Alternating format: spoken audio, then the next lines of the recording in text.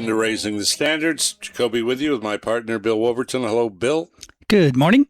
How are you? Pretty good. How are you? My God, summer's already kind of flying by. It's warm. It is warm. That's true. That's it. See, that's how I can tell. I just, I like to be able to know what season it is without leaving the bed. Well, we're past the longest day of the year now. That's true. That was indeed. And we're past my birthday, so my days are getting shorter. Happy belated birthday again. I just turned 74. Yeah. And my father died at 66. His father died at 66. Mm-hmm. So I figure I'm playing with house money. I'm fine. Anyway, got a good show today on that morbid note. An old friend of ours, Ali Ryerson, who is just a wonderful jazz flute player. Maybe we can find out the difference between jazz flute and a regular flute. Will be joining us. And then later in the show, we'll talk to College Boy. Good. To see if he's finally gotten his act together. He can pull himself away from the books long enough to talk to us. Exactly. If he can find a book. With us, talking about people that have their acts together and have a new CD out called Aly Ryerson Quartet. My buddy, Aly Ryerson. How are you? Oh, Michael, I'm so good. I'm better now that I'm talking to you. It's so great to reconnect with you. And hello, Bill. Hello, nice to talk to you. Thank you. Well, it's a pleasure to be on the show with you guys. Well, you and I have been friends for a long time, and it's always nice to hear from you. And I always say, "Oh, look who's got a new CD out." Look who's calling me. You're like our friend Judy Wexler. So, Michael, how you been? I've been fine. Anyway, what are you up to? Where are you living these days? So during the pandemic, I hightailed it from Connecticut down to St. Augustine, Florida. I live like a 5-minute walk from the beach. Really? So, yes. And St. Augustine, by the way, is the oldest city in the country. I did not know that. Now, have you seen the miniseries Bad Monkey? No, I've heard about it. Should I watch? Yeah, it's good. It's with Vince Vaughn. We binged it, and I liked it a lot. But I think that's the area down there. Okay. I'll definitely keep an ide out for it, and I love Vince Vaughn. And take this in the best way possible. But Florida is an odd state. Well, we don't have enough time to go into that. and forget the whole politics. They have manatee crossings, right? Well, this is true, and I'm trying to forget the whole political. Anyway, I guess we shouldn't get into that.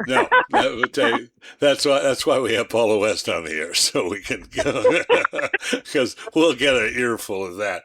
The pandemic. So now this is what's interesting. It's not as we get older, just moving from the cold weather to Florida. You go, well, Connecticut's all right, but everybody's sick. I'm going to Florida. I mean, what made you choose St. Augustine? Well, I have friends who have actually been coming down here for many, many years. And so, well before the pandemic, I started coming down here, and whenever I was working in Florida, I would pad a little extra time to visit. And I just kind of fell in love with the beach here, and the town is very historic and charming. And so then it was during the pandemic, you know me. I've been on the road. I'm like a road rat and a jazz gypsy. And I've been on the road forever and ever and ever. And it just was kind of such a relief to not have to pack and head out on another tour, even though I love it. And I love playing. But it was just like all of a sudden my life just kind of shifted, and I was able to, have my little jogs on the beach, and it's just like a completely different lifestyle. But you're going to crack up because I work in Connecticut more than I work down here. Yeah. Isn't that always the case? So I'm still on the road. It's just I have a different airport. Well, just what about the Connecticut beaches didn't you like? Oh, well, by a lake, which I did love. So I apparently I love the water. I mean, that's one of the reasons I love it out there so much. Oh my gosh, the Monterey Peninsula, and of course I always get to come back every single year, because I teach my master class at Hidden Valley in Carmel Valley, and then I'm always at the Monterey Jazz Festival, whether I'm playing it or not. Are you coming out this year? I am coming out this year. Well, find me. I'll be there. But yeah. Oh, great. Well, we're gonna have to have a hot dog together. Well, I'm not familiar with your city, but I'm looking at pictures of it, and the buildings, the bridges, the fort. It makes it look great. I want to know if you've been to the Pirate and Treasure Museum. Yes, I went there a couple of months ago. It's incredible. It's absolutely incredible. I actually went with friends who have young kids, and the kids loved it, but I think the grown-ups loved it even more. It's fascinating. I can pass for a young kid if I'm going to a museum, so I would do it. Bill, you have to come to the Pirate and what's Treasure. it called? Pirate and Treasure. Yeah, they're the wing they have on pillaring is great. Pillaring and pillaging. I guess. Right. They're pirates. There's a guy you can steal his stuff while his head's in the woods, so it works out the same way. Well, you taught me something. I did not know that was the oldest city in the country. Yeah. So I learned something. 1965. Yep. Wow. Yep. Just second to only to Fresno. Maybe not. Oh my God! Oh, it's so good to be here with you guys. Well, we're delighted to have you. Let's talk a little bit, since we haven't talked on the air in a while. Let's talk a little bit about the jazz flute, which incredibly is the same as a regular flute, but you play jazz. Oh, you know this. People don't realize it. As I said to BB Fox once, is the jazz guitar a lot different than a regular guitar? She goes, it's basically the same. But how did I played the festival with Mimi a bunch of years ago? She's great. Yeah. Oh, of course, she's great. Now, how did you get in? How did you get into it as a kid? Yeah. So I grew up in a jazz family. My dad, Art Ryerson, was a jazz guitarist who got his start during the big band era. He was with Paul Whiteman. Oh. And yeah, he toured with him. He did a little arranging. He recorded with him. And then my dad went on to become like a top studio player in New York, recording with just about everybody, but also he's like on Charlie Parker with strings and very cool. Yeah. So I have three older brothers. Everybody's a musician. Everybody's a jazz player. So I grew up where we lived close to New York. It was in the country, but it was like 35 miles north of New York. And so we all studied piano, just like a traditional musical education. And my brothers and I all chose the second instrument. I was flute. My brothers were like trumpet and trombone. And so we all studied with like New York, I studied with Harold Bennett, who was the principal with the Metropolitan Opera Orchestra, because my dad, worked with him sometimes. And but all I was hearing in the house was jazz. And we had a family band, and my father wrote the charts. And so, I always call it the perfect storm to becoming a jazz player. It was like I got the real traditional musical education, learning my instrument. But at the same time, I had the benefit of living with jazz players. So your dad, a musician, your three brothers are musicians, and your mom is a carnival roustabout, or what did she do? Exactly. She was a bearded lady at the carnival. This is her mother, my grandmother, my maternal grandmother, and all of her siblings. They were all professional musicians. Wow. And grandmother was in vaudeville. My grandmother, who was born in the late 1800s, was on the road. Really? So I think the apple did not fall far from the tree. No. What you described sounds idyllic, a family band. That's great.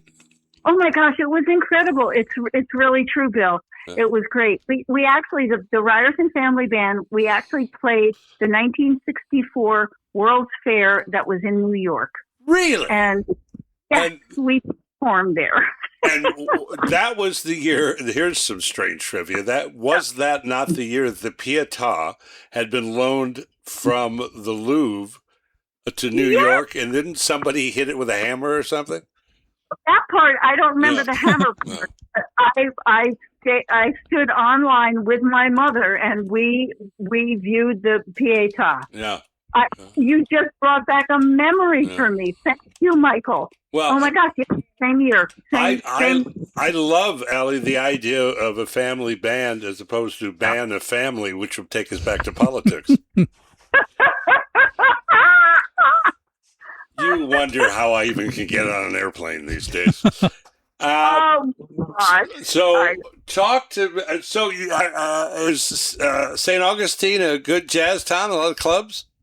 I have no idea. Because you're at the Pirate Museum. I have not done one single gig where I always say I try not to work where I live. Yeah. I'm sure that's the exact phrase, but that's my version. But no, and St. Augustine is not like a jazz mecca at all. About an hour. Jacksonville has a lot of great players, but for some reason, I just my jazz life has remained on the road, so that's that kind of never changed. Well, no matter what. It's too bad, Aly, because I believe, and Bill's just looking it up now, at the Pirate Museum, they have a little venue there, and the MC actually introduces you words, "You're on." But maybe not. Enough of this shtick. All right, you've got a new CD out. We've run out of time. No, I'm kidding. You have a new CD out, Aly Ryerson Quartet, right? This one's a quartet. This one's a quartet. You fired that other guy, but stuff happens. And it's really, as a matter of fact, you sent us something, and Bill, you loved it. Yes. Oh, yeah. Yeah. I Thank you. Oh my gosh! Thank you both. Wow. Yeah, it's so. The backstory on this CD. I've been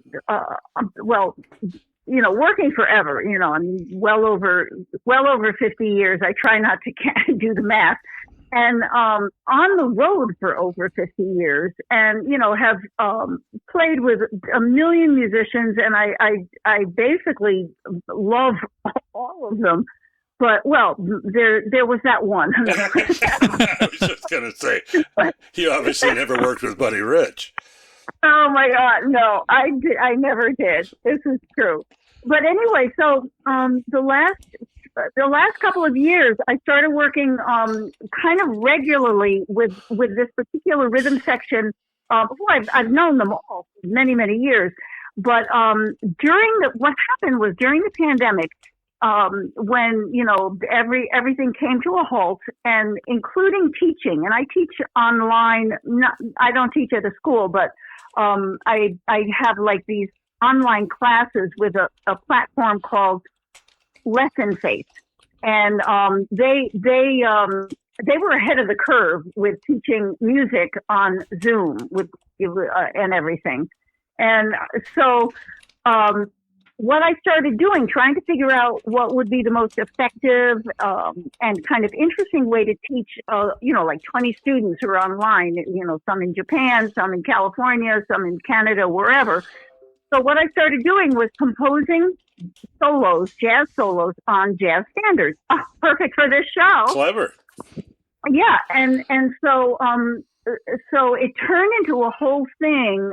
My students loved it, and because for the ones who know, or already experienced it improvising, it was kind of a peek into how I play over changes. For those who are like aspiring jazz flutists and less experienced with the style, with the swing, with the articulation, it was a way to really instruct them in how we phrase as jazz players, how we articulate, et cetera, et cetera. And so anyway, what ended up happening was when I finally started working again, it was like, wait a second, these solos are good. Maybe I could like incorporate them into an arrangement, when I'm playing live. So I started doing that. And so this one particular rhythm section in the New York area, these guys were like, yeah, let us play the lines along with you, the solos along with you. And so it was like soli sections, and then we'd either leave it as that was the new tune, or, we'd play Chuck's tune and then go into Solar, or Before Today and then go into Yesterday's, And so it became a whole thing. And all of a sudden, at let's see, the age, well, in my early 70s, I'll leave it at that. All of a sudden, I found my quartet. So I decided that this was a project that I actually wanted to go into the studio with and record with this band. And so that's more than half the album has these solos that are woven into either the arrangements or their standalone new tunes. Well, and then of course I always do Brazilian because I just adore it. Well, so. you done good. It's a good. We're gonna play Nada Como Teramo. Yeah, Nada Como Teramo. There's nothing like being in love. Oh. And what did I say it was? I said it was no more tomorrows or something. Yes, it wasn't quite right. So this is Aly Ryerson Quartet. What she's done is actually she's found 3 musicians and liked them so much, instead of paying them scales, she gave them a gig, which is a nice touch, and I admire that to no end. It's Larry Ham on piano, Lou Pappas on bass, and Tom Melito on drums. And the wonderful Aly Ryerson on flute. Thank you, my dear. Love you. And if folks want to get a copy of the CD, they can download it, of course, anywhere. Can they go to your website and buy a CD? Yes, they can go to AlyRyerson.com, and it's also available on all the streaming platforms, Spotify, Apple Music, Amazon, et cetera, et cetera. Okay. So, AlyRyerson.com. You stay in touch in case you end up getting east of Topeka, and we might see you. Absolutely. Well, I'll be playing out there in September. So. Oh, okay. You call me when you're at the Jazz Festival. I'll be doing my usual announcing in the Pacific Theater. Yeah. So. I always see you every single year in the. It's all coming back to me. Aly Ryerson, thank you, my love. Take care. Thank you, Michael Sixbill. Thank you. Bye-bye. Let's listen to a little beautiful tune.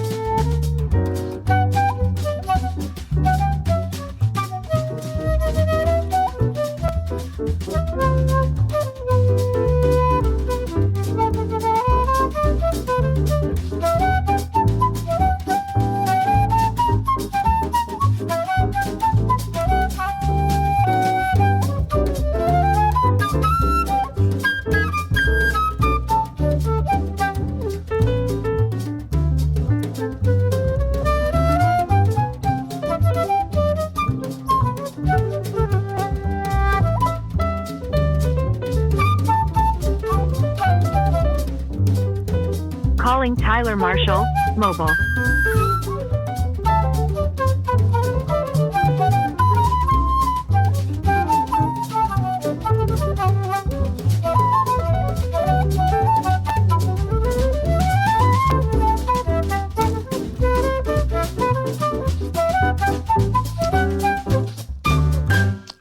Aly Ryerson Quartet, Natakobo Teramon. She was very pleasant. Yeah, she's a nice lady. She's good. What a great player. Oh, yeah. Boy, I love the music. Boy, she's good.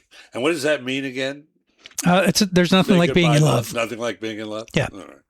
Well, there's also nothing like going to college and getting yourself an education. I would agree. And not wasting your time. And, well, our buddy College Boy's on the phone. And let's just see if we can get an update, see if he started to turn his life around. College Boy, how are you? I'm good. How about yourself? We're good. All right. Come on. Tell us what's going on. Well, you guys have been giving me a lot of really good advice, and I've really been trying to apply it. So I want to change my ways, and I started going back to class. Well, good. For you. Yeah. I'm really starting to straighten out. I'll tell you what, though, it's kind of strange. I think that some of my classmates and professors even could probably learn a thing or two from me.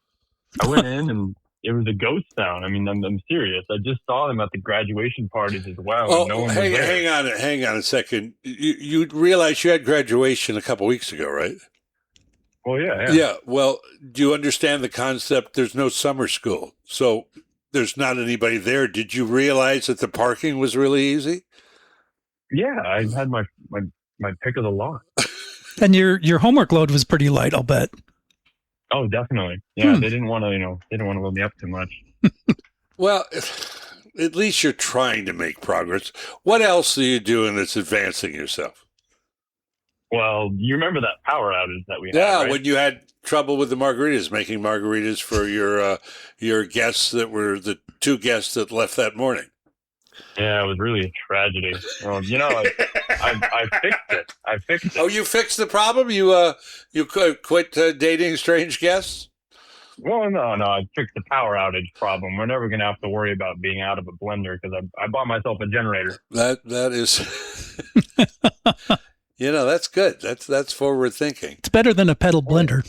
A pedal blender would take way too long. I think they had that on the Flintstones, didn't they? Probably. Oh, shoot. You've got to get your act together. The next time we talk to you, we're gonna need some positive reinforcement about you. Yeah. I'm planning on taking some initiative coming up here. So good things. What kind of initiatives are you going to take? Well, you'll just have to wait and see. Okay. Actually, I heard that he got a gynecologist on retainer, so he's making progress. College Boy, you take care of yourself. We will talk to you next month. All right, I'll talk to you soon. All right, buddy. Sort of the same. Yeah, he's it's a different season. It's a little warmer. Yeah, I guess. At the unnamed university where he's at. Now, folks, Thank goodness. Really is a college boy, and he goes to a major university. But just to protect the innocent, we don't use his name. Matter of fact, the professors don't know his name. It's incredible. You want to do a liner now?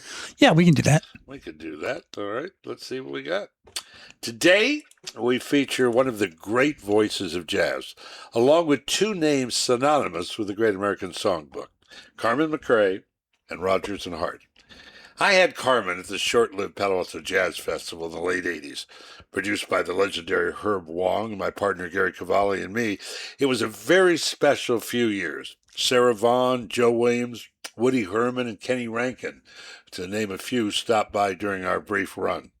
Although quite late in her career, Carmen was still a lyric's best friend. Her voice was strong, and her phrasing sublime. Introduced in the 1932 film Love Me Tonight by Maurice Chevalier and Jeanette MacDonald, Isn't It Romantic was described by author Alex Wilder as the perfect song. High praise, yet hard to dispute. It really is terrific. Isn't it romantic? Music in the night, a dream that can be heard. Isn't it romantic? Moving shadows right, the oldest magic word. Now, there are few things in life as magical as the perfect voice singing the perfect song. Now, that's romantic. Here's Carmen from a 1958 appearance on The Ed Sullivan Show. Enjoy. Isn't it romantic? Music in the night, a dream that can be heard. Isn't it romantic? Moving shadows bright, the oldest magic word.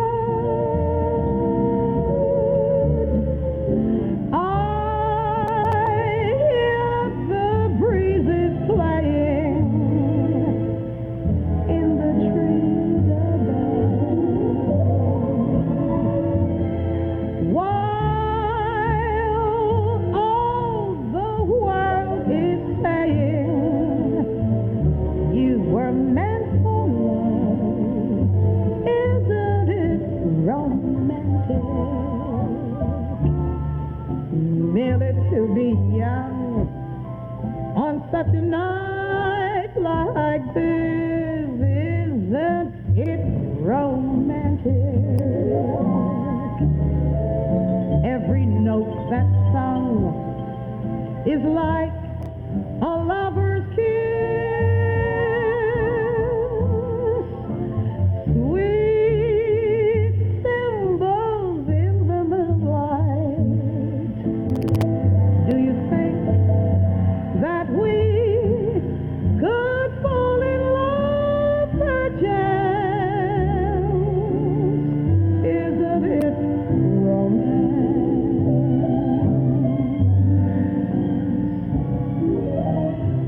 Sweet symbols in the moonlight. Do you think that we could fall in love perchance? Isn't it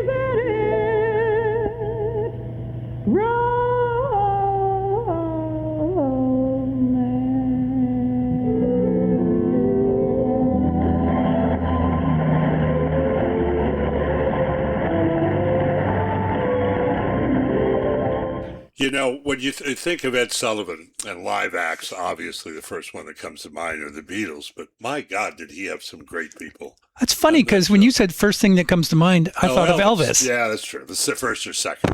But it really, and when we play, when on Liner Notes, we play a lot of cuts from that show. Yeah. There is a show, you might, while I'm talking, see if you can find this. Okay. There's an Ed Sullivan documentary that's on Netflix that's fascinating. Now, I know what you're thinking. It's just a bunch of musical acts, but it's not. There's some great musical acts within it, but it talks about Ed Sullivan. You got the name Sunday something, the name of it. Sunday Best. Sunday Best. And it's about Sullivan and what a civil rights advocate he was, and about his life. And it's fascinating.